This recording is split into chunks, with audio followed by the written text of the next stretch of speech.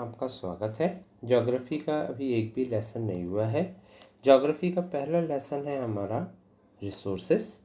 Resources का मतलब हम समझेंगे पहले, तो चलिए शुरू करते हैं। मोना और राजू जो है वो अम्मा की हेल्प कर रहे थे उनके हाउस को क्लियर करने में। तो उसने कहा ये चीज़ों को देखो, कपड़े, यूटेंसिल, फूड ग्रेन, कॉम, ये बॉटल ऑफ हनी, बुक्स, ये सबका एक यूज़ है। ठीक है, ये सबका यूज़ है, ऐसा मोना ने कहा। That is why they are important. अम्मा ने कहा इसलिए वो ज़रूरी है। These are resources. अब वहाँ एक शब्द आया कि ये सब रिसोर्सेस है। What is a resource was Raju's question to Amma. अम्मा से राजू ने क्वेश्चन पूछा कि रिसोर्सेस किसको कहते हैं। तो देखिए अब यहाँ पर हमें एक डेफिनेशन मिल रही है रिसोर्सेस की। Anything that can be used to satisfy a need. जो कुछ भी एक ज़रूरत को पूरा करने के काम आए उसे रिसोर्स कहते हैं। सबसे पहले इसकी डेफिनेशन याद होना चाहिए। Anything that can be used, कोई भी ऐसी चीज़ जो यूज़ की जाए, सेटिस्फाई मतलब पूर्ति करने के लिए, संतोष करने के लिए कोई भी नीड को, उसे रिसोर्स कहते हैं। अम्मा ने कहा look around you and observe. अपने आसपास देखो। You will be able to identify many type of resources. आपको बहुत सारे रिसोर्सेज अपने आसपास दिखेंगे। जो पानी आप पीते हैं जब आप थ्रस्टी होते हैं, इलेक्ट्रिसिटी जो आप अपने घर में यूज़ करते हैं, जो रिक्शा आप यूज़ करते हैं, जो टेक्स्ट बुक आप पढ़ते हैं, इन सबको रिसोर्सेज कहा जाता है। तुम्हारे पिताजी ने तुम्हारे लिए एक टेस्टी स्नैक बनाया है। Fresh vegetable has used also as a resource. तो जो आपके हमने खाना बनाने के लिए या तुम्हारे पिताजी ने जो भी चीज़ें बनाने के लिए जो यूज़ की हैं, उन सभी को हम रिसोर्स कहते हैं। तो अब आगे बढ़ते हैं। Let's do list 5 resources you use in your home and 5 you use in your classroom. अब आप सोच के बताइए कि 5 कौन से रिसोर्सेज जो आप घर पे यूज़ करते हैं, 5 कौन से ऐसे रिसोर्सेज हैं जो आप क्लास पे यूज़ करते हैं। Water, electricity, rickshaw, vegetable, text book में कुछ ना कुछ कॉमन होता है कि ये बात है कि they have all been used by you, they have utility. तो यूटिलिटी और usability is what makes an object resource. कि किसी भी चीज़ की यूटिलिटी यदि है, उसके कोई भी काम है, यूटिलिटी होना चाहिए। How does something become a resource, Raju ने पूछा माँ से। अम्मा ने कहा that children that things become resources only then they have value। अब कोई भी चीज़ रिसोर्स तब कहलाती है, ध्यान से सुनिएगा, ये क्वेश्चन आता है कि रिसोर्स कोई भी चीज़ कब कहलाती है, जब उसकी वैल्यू हो और उसकी उपयोगिता हो। ठीक, तो आगे बढ़ते हैं। इट्स यूज और utility gives a value. All resources have same value, same said Amma. कि all resources have some value, हर रिसोर्सेज की कोई ना कोई वैल्यू होती है। अब वहाँ पर आया एक वर्ड पेटेंट। पेटेंट का मतलब होता है कि यदि आप कोई चीज़ खोजते हैं, जैसे मान लीजिए आपने कोई नई मशीन बनाई, तो वो आपके नाम पे पेटेंट हो जाएगी। मतलब जब कंपनी वाले उस मशीन को जैसे अब बेच रहे हैं बना कर, तो जितने भी उसके मतलब पीसेस बनेंगे उन सब पे आपका कमीशन रहेगा, जब तक वो मशीनें बिकती रहेंगी। तो इसलिए इसको पेटेंट करना कहते हैं। इसलिए आप लोगों से कहा जाता है कि कुछ नया सोचिए, कुछ नया बनाइए। ठीक है ना, ये लिखा है। It means exclusive right over any idea और इन्वेंशन। अब दूसरी चीज़ आती है वैल्यू। वैल्यू का मतलब worth. Some resources have economic value, some do not. अब कुछ रिसोर्सेज की पैसे में वैल्यू होती है और कुछ रिसोर्सेज की वैल्यू नहीं होती। चलिए देखते हैं ऐसा क्या। जैसे एग्जांपल कि मेटल की जो है वो इकोनॉमिक वैल्यू है। भाई आपको लोहा, सोना, इन सब की एक वैल्यू मिलेगी। लेकिन यदि कहीं लैंडस्केप है, लैंडस्केप का मतलब है कि प्राकृतिक जो दृश्य है उसकी कोई ऐसी वैल्यू नहीं है, पर वो भी ज़रूरी है ह्यूमन नीड के लिए। लोग लाखों रुपए खर्च करके ऊटी जाते हैं, शिमला जाते हैं, क्योंकि वहाँ वो लैंडस्केप की वैल्यू है। तो कहने का ये मतलब है कि तुरंत उसकी कोई वैल्यू नहीं दिखती, मगर उसकी कोई ना कोई वैल्यू है। तो इसलिए वैल्यू होना चाहिए और यूटिलिटी होना चाहिए। फिर some resources can become economically valuable with time, कुछ चीज़ें जो है टाइम के हिसाब से जो है वैल्यूएबल हो जाती हैं। जैसे दादी हमारे घर में जो कुछ रेमेडीज़ देती है उनकी आज कोई वैल्यू नहीं है, लेकिन यदि उनको पेटेंटेड कर लिया जाए, मान लीजिए आपके घर में आपके कोई ऐसी दवाई यूज़ करते हैं सब लोग जो किसी को पता नहीं हो, पता चला आपने उसकी एक बढ़िया किसी कंपनी वाले से बात की, आपने उसका पैकिंग किया, तो वो दवाई लाखों रुपए में बिक सकती है, क्योंकि बहुत सारी दवाइयाँ इस तरह से होती हैं, तो उनको पेटेंट करना पड़ता है। तो they could become economically valuable, कि आज तो ठीक है उनकी वैल्यू नहीं, पर कल हो सकता है उनकी वैल्यू हो जाए।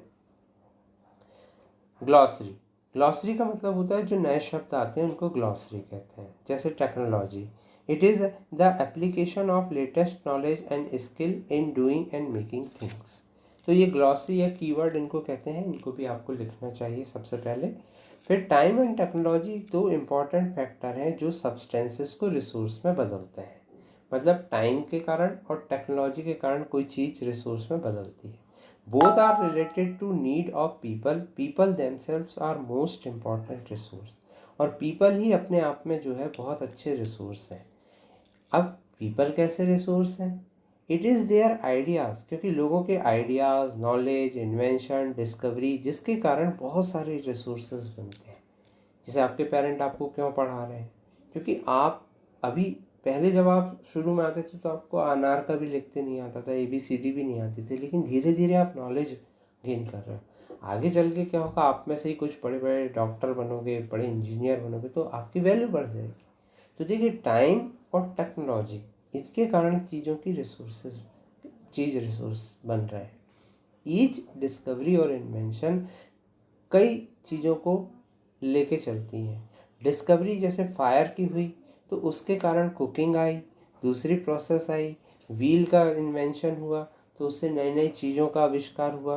केवल आज व्हील से नहीं, आज जितनी भी चीज़ें हैं वो व्हील से चल रही हैं, और उनसे दूसरी चीज़ें जुड़ी हुई हैं। तो इस तरह से कोई और रिसोर्सेज जो है उनसे जुड़ जाता है। Technology to create hydro electricity has turn energy in fast flowing water into important resources. अब कोई सोचता है कि बहते हुए पानी की क्या वैल्यू, मान लीजिए कहीं झरना बह रहा है तो क्या वैल्यू, लेकिन नहीं, उसमें लोग टरबाइन लगा के क्या करते हैं, उससे बिजली बना लेते हैं। अब आप सोचेंगे पानी से बिजली बनती है, तो ऐसा ये मतलब नहीं कि पानी के अंदर बिजली रहती है। पानी जब कहीं बहता है तो वहाँ पर क्या होता है, टरबाइन लगाते हैं, टरबाइन से जुड़ा रहता है डायनमो, डायनमो से बिजली पैदा होती है। नहीं तो आप सोचने लगेंगे पानी से बिजली कैसे होती है। तो मगर इन आविष्कारों से क्या होता है कि रिसोर्सेज बनते हैं। अब एक एक्टिविटी दी है आपको, ये एक्टिविटी मेरे को भेजनी है करके, कि circle those resources from Amma's list that are regarded as having no commercial value. अब इनमें से बताइए कि किन की कोई वैल्यू नहीं है। अब आप बताइएगा, देखें कौन सबसे सही बताता है। तो ये आपको एक कागज़ में लिखना है और इसमें गोले लगाना है। सर्कल दोज रिसोर्सेज फ्रॉम अम्मा की लिस्ट से that are regarded has no commercial value, कि इनकी कोई मतलब कमर्शियल वैल्यू नहीं। कमर्शियल का मतलब होता है कि जिनके कोई व्यापारिक उपयोग नहीं है। कौन सी ऐसी चीज़ इसमें है जिसका व्यापारिक उपयोग नहीं? चलिए आगे बढ़ते हैं। Types of resources.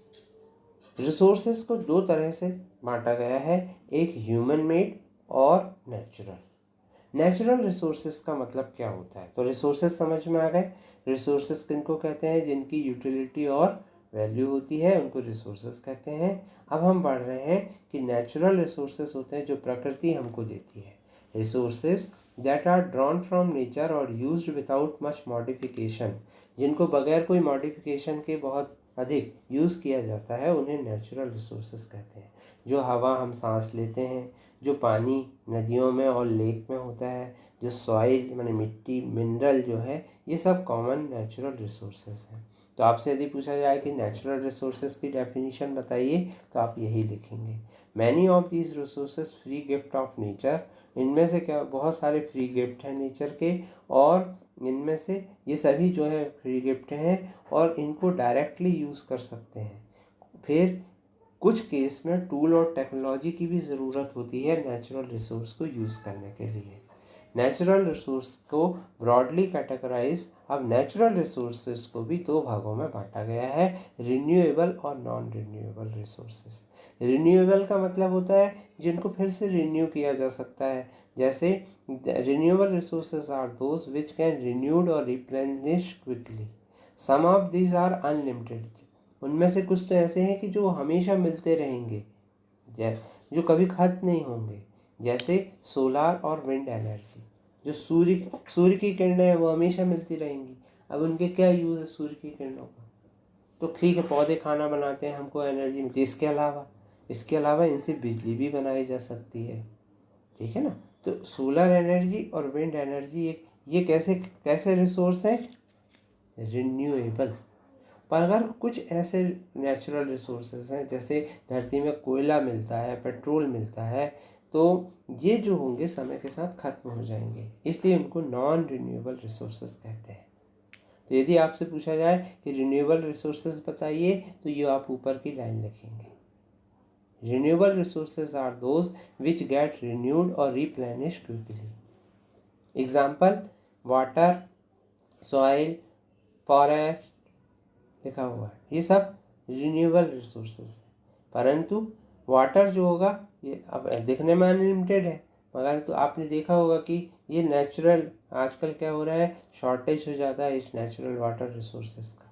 और इसी के कारण, क्योंकि इंसान उसको बहुत बेकार तरीके से यूज़ कर रहा है, उसे वेस्ट कर रहा है। नॉन रिन्यूएबल रिसोर्सेज वो होते हैं जिनके लिमिटेड स्टॉक होते हैं, और एक बार यदि उनका स्टॉक खत्म हो गया तो फिर हजारों साल लगेंगे उनको फिर से रिन्यू और रिप्लेनिश करने में। तो ये रिसोर्सेज नॉन रिन्यूएबल होते हैं। कौन कौन से एग्जांपल हैं? कोल, पेट्रोलियम और नेचुरल गैस। तो यहाँ हमने पढ़ा दो बात। कौन सी बात? रिन्यूएबल और नॉन रिन्यूएबल। नेचुरल रिसोर्सेज की बात हो रही है। फिर स्टॉक ऑफ रिसोर्स का मतलब होता है जो हमारे लिए यूज़ करने के लिए होते हैं, ये ग्लॉसरी दी हुई है। फिर डिस्ट्रीब्यूशन जो होता है नेचुरल रिसोर्स का, वो कई सारी चीज़ों पर निर्भर करता है, जैसे टेरन मतलब किस तरह की भूमि है, क्लाइमेट है, और किस तरह एल्टीट्यूड मतलब ऊंचाई पर निर्भर करता है। डिस्ट्रीब्यूशन जो होता है रिसोर्सेज का वो अनइक्वल होता है, क्योंकि हर जगह ये फैक्टर अलग अलग होते हैं। जैसे अब मान लीजिए पहाड़ है, तो पहाड़ पर क्या होगा, मिट्टी उतनी अच्छी नहीं मिलेगी, समझ रहे हैं। ठंडी जगह है तो ठंडी जगहों पर क्या होगा, जैसे बर्फ़ ज़्यादा मिलेगी। रेगिस्तान है, अब रेगिस्तान में क्या होगा, मिट्टी नहीं मिलेगी आपको, रेत मिलेगी।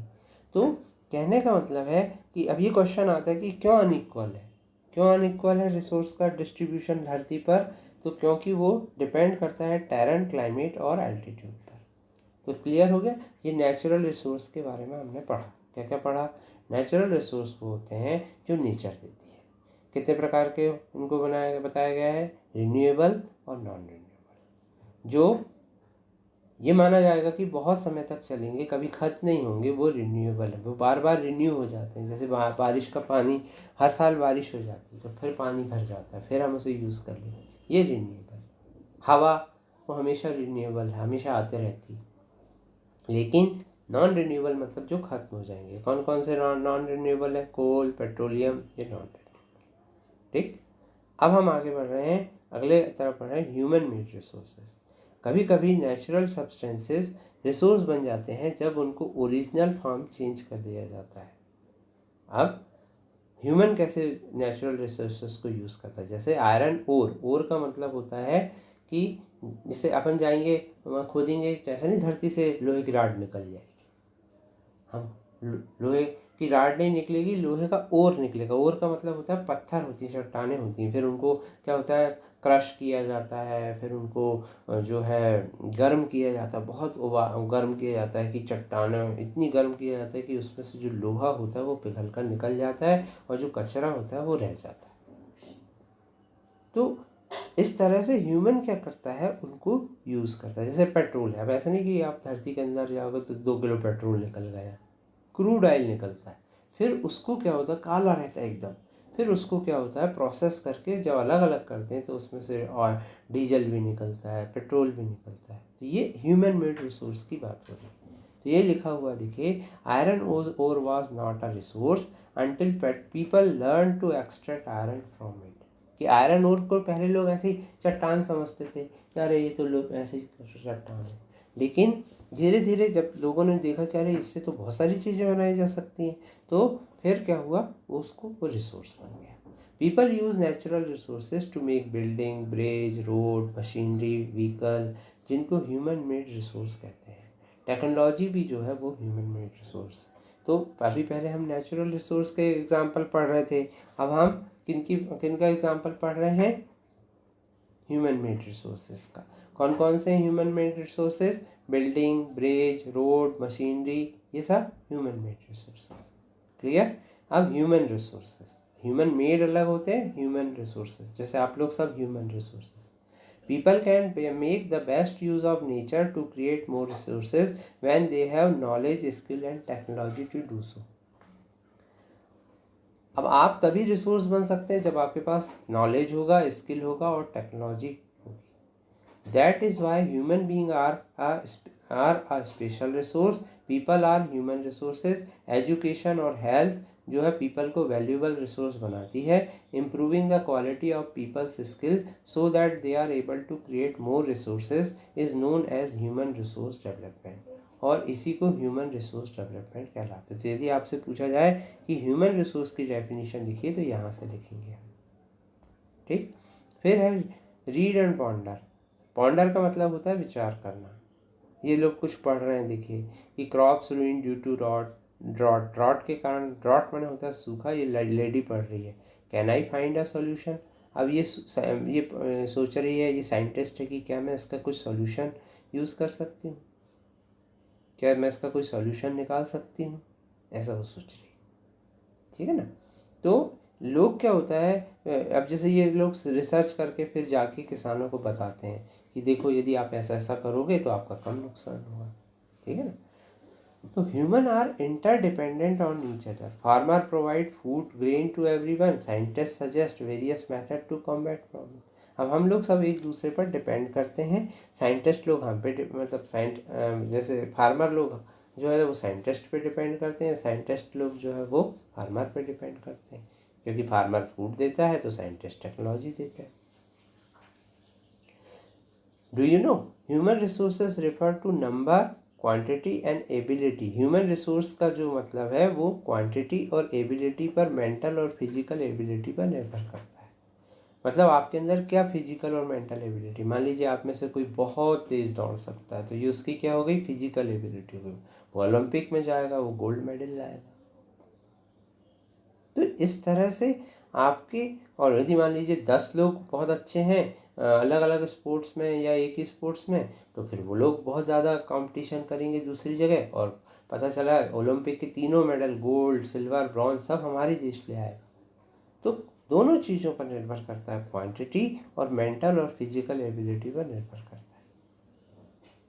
Conserving resources. मोना को एक सपना आया, उसने ये देखा कि धरती का पूरा पानी खत्म हो गया है, सारे ट्री कट गए। ये देखिए, ये सपना देख रही है। देखिए क्या दिख रहा है आपको सपने में, कोई शेड ही नहीं है कहीं पर, छाँव ही नहीं है, ना पानी है ना खाना है। लोग जो है वो बहुत इधर उधर घूम रहे हैं फूड और शेड के लिए। शी टोल्ड हर अम्मा अबाउट हर ड्रीम। अम्मा कैन दिस रियली हैपन। उन्होंने पूछी अम्मा से, क्या अम्मा ऐसा हो सकता है कि धरती का पूरा पानी खत्म हो जाए। तो हाँ, यदि हमने ध्यान से उसे यूज़ नहीं किया, हमने यदि धरती के पेड़ों को नहीं बचाया, तो एक दिन क्या होगा, हमारे लिए बहुत बड़ी परेशानी आ जाएगी। इसलिए हमें हमेशा सस्टेनेबल डेवलपमेंट करना चाहिए। ये लिखा है, ये क्वेश्चन आता है, सस्टेनेबल डेवलपमेंट क्या होता है। सस्टेनेबल डेवलपमेंट का मतलब होता है carefully utilising resources so that besides meeting the requirement of present also take care of future generation. कि आज का हम यूज़ करते हुए आज के लिए फ्यूचर जनरेशन के लिए भी उसे यूज़ करें। तो ये अम्मा ने कहा कि हमें क्या है, केयरफुल होना चाहिए। और इसी को जब हम रिसोर्स को रिन्यूड करते हैं तो इसको कहते हैं रिसोर्स कंजर्वेशन।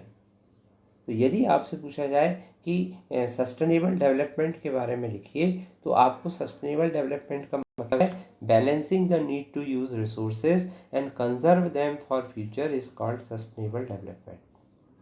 अब कैसे कंजर्व करें? तो हम each person can contribute by reducing consumption, कि घर में बिजली का बेकार मतलब बिजली का ऐसा नहीं करें कि एक ही कमरे में मान लीजिए सब लोग बैठ सकते हैं तो एक कमरे में बैठें, एक ही पंखा चलाएं। बिजली को वेस्ट नहीं करें, पानी को वेस्ट नहीं करें। यदि आप पानी को बचा करके दूसरी जगह यूज़ कर सकते हैं तो उसे यूज़ करें। तो ये हम सबकी जिम्मेदारी है कि each person can contribute by reducing consumption. Recycling करें हम, कि घर में यदि कोई चीज़ सामान पड़ा है तो एकदम से उसे कचरे में नहीं फेंकें, उसको कोई यदि यूज़ कर सकते हैं, उसको कुछ बना सकते हैं तो उसको बनाएं और उनको रीयूज़ करें। तो इस तरह से क्या होगा, हम सस्टेनेबल डेवलपमेंट करेंगे। जैसे दिया हुआ है कि children and there friend made packets shopping bags out of news. ये देखिए, ये लोग शॉपिंग बैग बना रहे हैं पुराने कपड़ों से, क्योंकि हम मार्केट जाते हैं वह पॉलीथीन मांग लेते हैं, देना भैया पॉलीथीन देना यार। यदि हम घर से थैला बनाकर ले जाएं, पुराने कपड़ों से थैला बना लें, तो पुराने कपड़ों का भी यूज़ हो जाएगा और हमारा पर्यावरण भी अच्छा रहेगा। तो कभी भी पेपर को वेस्ट नहीं करें, ये देखिए ये दिया हुआ है। तो इस तरह से क्या होगा, यदि हम सब लोग मिलकर के काम करेंगे तो सस्टेनेबल डेवलपमेंट होगा। ये नीचे दिया हुआ है, respect and care for all the form of life, improve the quality of human life, conserve earth's vitality and diversity, minimise the depletion of natural resources, कि हमें नेचुरल रिसोर्सेज के डिप्लीशन को मिनिमाइज करना है। अर्थ में जो डाइवर्सिटी है उसको कंजर्व करके रखना। डाइवर्सिटी का क्या मतलब होता है, कई तरह के पेड़ पौधे हैं तो उनको बेवजह नहीं नष्ट करना, उनका कोई ना कोई यूज़ होगा। हम आज नहीं जानते लेकिन भविष्य में उनका यूज़ होता है। Improve the quality of human life, human life की क्वालिटी को इम्प्रूव करें। Respect and care all form of life. Clear? तो ये था आपका रिसोर्सेज वाला चैप्टर। ये वाला आपको पढ़ना है कि कैसे बच्चे जो है सस्टेनेबल डेवलपमेंट कर रहे हैं। मुस्तफ़ा, आशा, ये सब क्या कह रहे हैं आप पढ़ के देखिए। ये सस्टेनेबल डेवलपमेंट की बात कर रहे हैं। तो अब आ जाइए क्वेश्चन आंसर्स में। हालांकि मैंने इनके आंसर दे दिए हैं कि why are resources distributed unequally over the earth. Resources unequally क्यों अर्थ पर डिस्ट्रीब्यूटेड है? तो यदि हम इसका आंसर देखें तो ये यहाँ मिल जाएगा आपको। इक्वली एंड डिस्ट्रीब्यूशन इसलिए है क्योंकि ये लिखा है distribution of natural resource depend upon number of physical factor like terrain, climate and altitude, इसलिए वो अनइक्वली डिस्ट्रीब्यूटेड है। फिर है व्हाट इज रिसोर्स कंजर्वेशन, ये भी अपन ने पढ़ा था।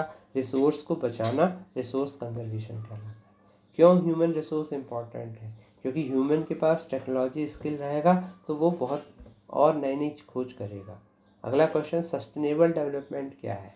सस्टेनेबल डेवलपमेंट अब भी मैंने आपको बताया कि ये यहाँ पर पढ़ा हमने, balancing the need to use resources and also conserve them for future is called sustainable development या सस्टेनेबल। क्लियर? और फिर टिक द करेक्ट आंसर है और फिर एक एक्टिविटी है। जो एक्टिविटी आप देखिए क्या है, और यदि आपको कोई डाउट है तो आप पूछ सकते हैं। Thank you very much.